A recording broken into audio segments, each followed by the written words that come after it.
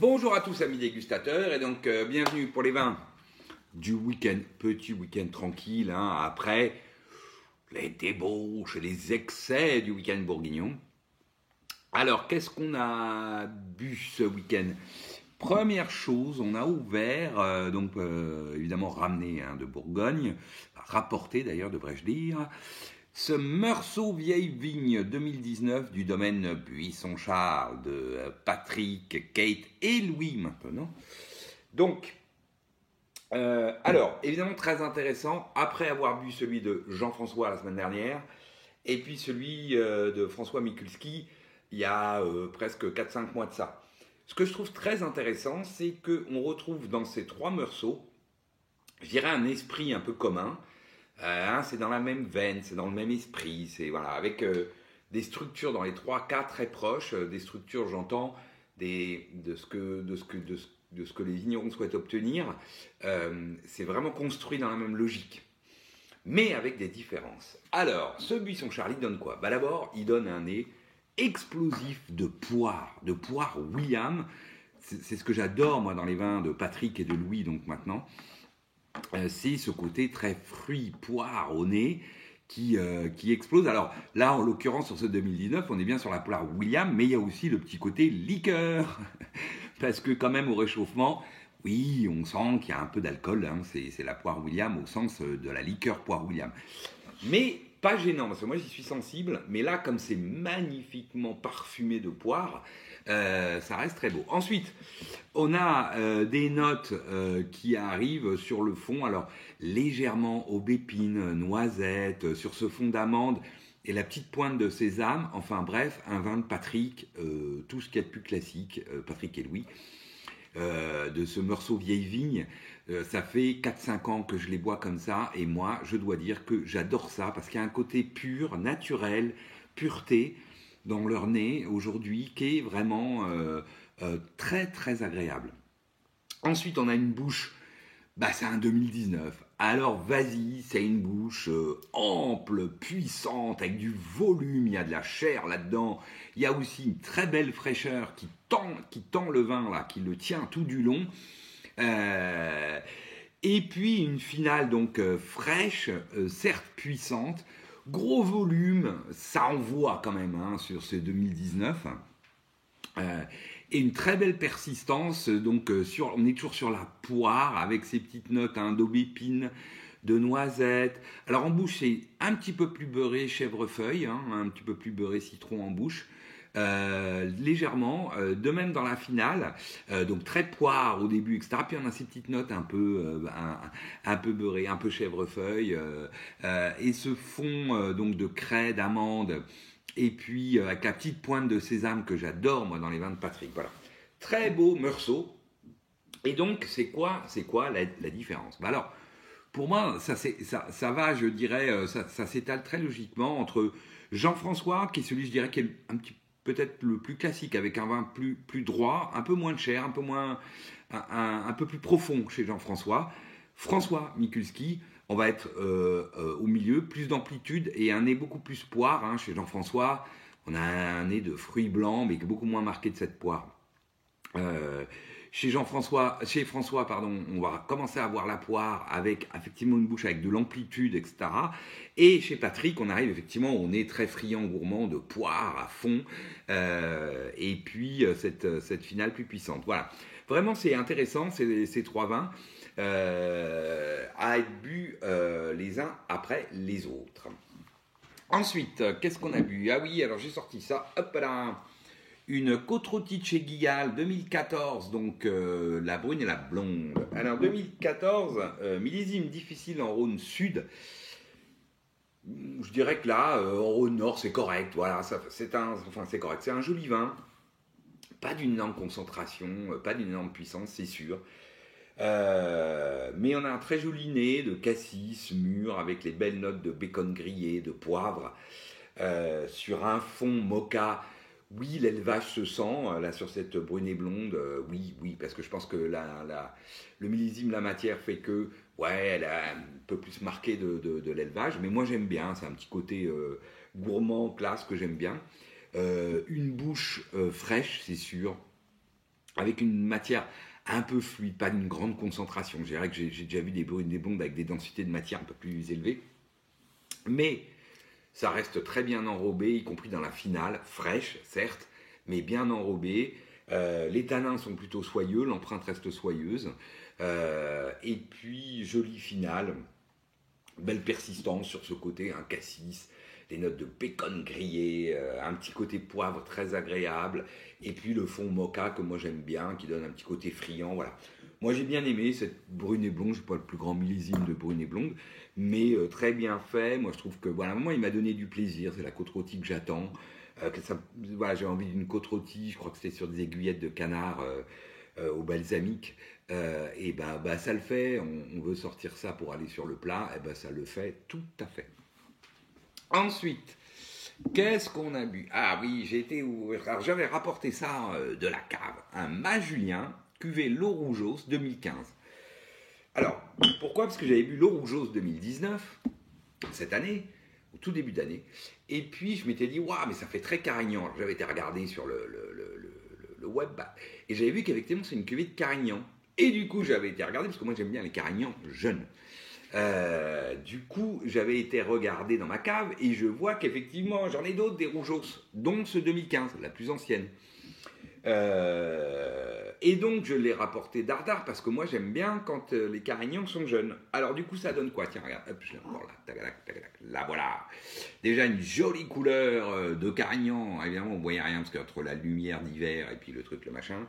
Mais oui, on a un petit côté un peu violacé qui est là. Voilà. Alors au nez, je suis content de l'avoir apporté parce qu'il était temps de l'avoir. Il reste encore ce côté Carignan jeune, fleuri, que j'aime beaucoup moi.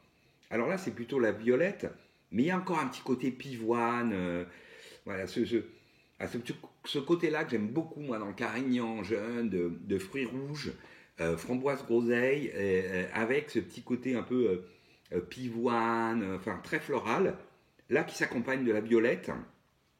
Et puis, ensuite, on a des notes d'épices. On a qui commencent à apparaître, et c'est pour ça que j'étais content de l'avoir rapporté, des notes plus animales, cuir, presque encre.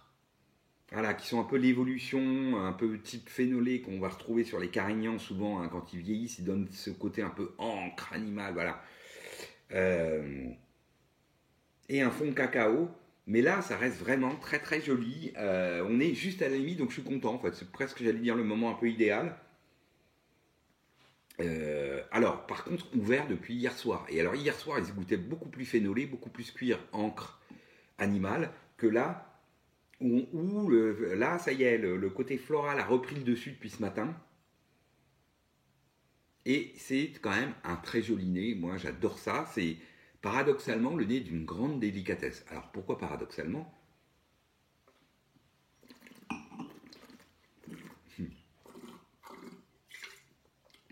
Parce qu'en bouche, même si ça peut être, oh là, c'est joli, hein, très aérien, il y a quand même de la structure. Voilà. Carignan, ça donne aussi des vins structurés, avec voilà, une belle charpente. Ce qui est le cas ici, on a une belle charpente un peu carrée, un peu droite, mais les tanins sont fins et sont assez délicats, ils sont soyeux. Voilà. Et on retrouve en bouche, alors le côté fruits rouges un peu acidulé, ensuite les notes florales violettes. Là, on est un peu plus épicé en bouche et un peu moins cuir animal, ce qui est assez agréable, sur un fond typiquement cacao.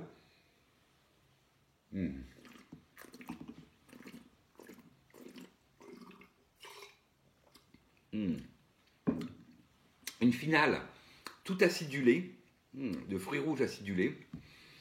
Petite note de violette, presque de pivoine par moment. La petite pointe d'épices, même un petit côté presque pain d'épices.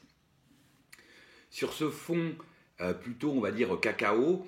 Voilà, c'est très joli vin que ce Loup Rougeos 2015.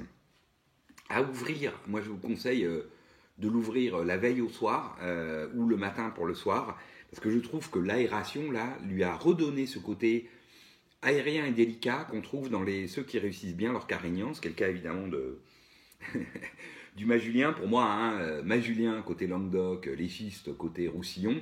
Voilà, c'est deux magiciens du Carignan. Même si là, je pense que c'est pas un 100% Carignan. M'étonnerait pas qu'il y ait qu'il y ait de la Syrah là-dedans. Parce que le côté un peu épicé, et puis le petit côté violette fait un petit peu plus Syrah que Carignan. Mais bon, voilà, j'irai regarder sur Internet ce qu'il en est de ce Loup Roujos 2015. En tout cas, un bien joli vin. Moi, Majulien, j'adore. Pour moi, c'est le plus grand domaine c'est un des plus grands domaines du Languedoc, si ce n'est le plus grand domaine. Avec feu Laurent Vaillé de la Grange des Pères. Voilà. Ensuite, alors pour ce soir, on va boire ça. Un muscadet Sèvres et Maine, je crois. Voilà, c'est comme ça qu'est l'appellation muscadet Sèvres et Maine. Du domaine de l'Écu, et c'est la cuvée Gneiss 2012. Alors, qu'est-ce que ça donne ça ? Qu'est-ce que ça donne ? Voilà le verre. C'est la deuxième fois que je la bois, elle a 10 ans. Elle arrive à ses 10 ans là. Hein. On va dire qu'on est quasiment en 2022. Donc elle arrive à ses 10 ans. Et ma foi, voilà un muscadet qui tient bien le temps, voire très très bien. On a un nez assez intense, joli, de pommes golden. Ensuite, on a des belles notes de champignons de type mousseron, pleurote. Voilà, un côté sous-bois, herbe séchée, mais du coup sous-bois, humus, presque tourbé d'ailleurs. Et sur un fond plutôt résine, cire d'abeille, voilà, sur un fond un peu cire d'abeille. C'est très joli, c'est cohérent, c'est assez élégant.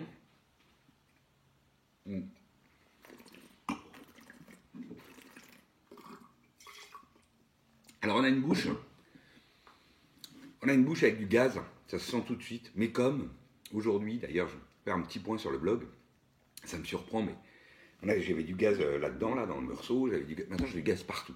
Alors, est-ce que c'est la nouvelle mode ? Est-ce que c'est la nouvelle minéralité Voilà, parce qu'évidemment, quand il y a du gaz, ça donne une tension tout de suite, une fraîcheur, une tension forte.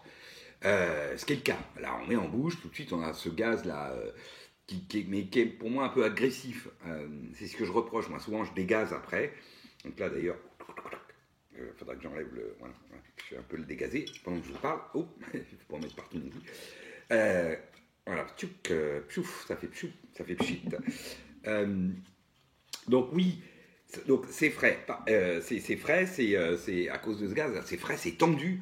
Ensuite, on a une belle matière avec un léger gras rond qui se met en place, de jolie densité et qui a un côté très délicat, aérien sur ce Gneiss, je dois dire. On a une bouche très délicate, aérienne, voilà. Bien, donc évidemment, avec cette fraîcheur qui le tient tout du long.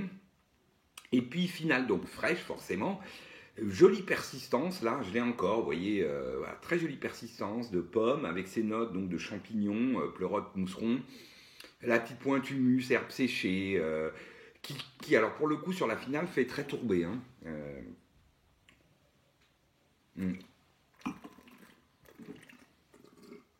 Ouais, en bouche et en finale. Ouais, on a ce côté un peu tourbé, très agréable, du coup, parce qu'assez classe.